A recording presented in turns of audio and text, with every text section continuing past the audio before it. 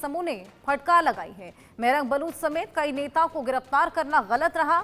शांतिपूर्ण प्रदर्शनकारियों पर कार्रवाई बंद होनी चाहिए और गिरफ्तारियों और जबरन गायब किए जाने पर लगातार यूएन नजर बनाए हुए है। यहां पर ये यूएन बोलता हुआ नजर आया है। यूएन ने ये चिंता जताई है।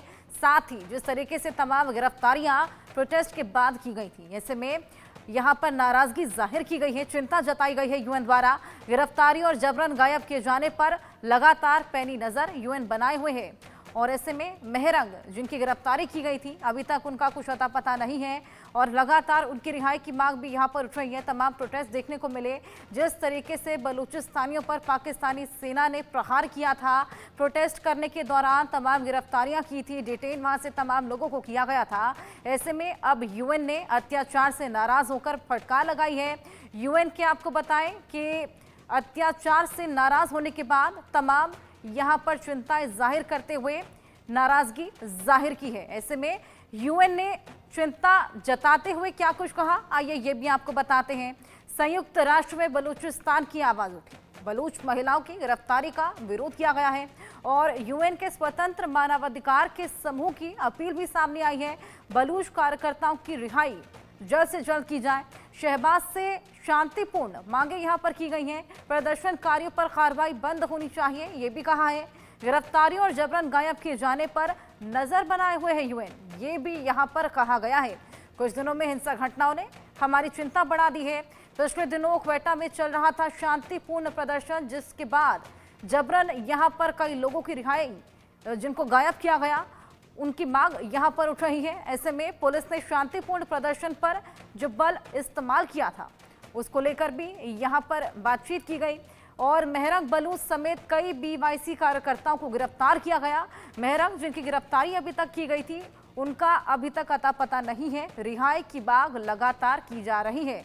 जिस तरीके से बलूचों पर पाकिस्तान के अत्याचार से नाराज यूएन है, ऐसे में क्या कुछ कहा ये भी हमने आपको बताया और साथ ही अत्याचार के बाद जो नाराजगी जाहिर की है, क्या कुछ कहा ये भी हमने आपको बताया। जिस तरीके से जो प्रदर्शन हुआ था, जिसके बाद तमाम लोगों को डिटेन किया गया, वहां से हटाया गया था, बवाल देखने को मिला था, उसके बाद ये नाराजगी जाहिर की गई है।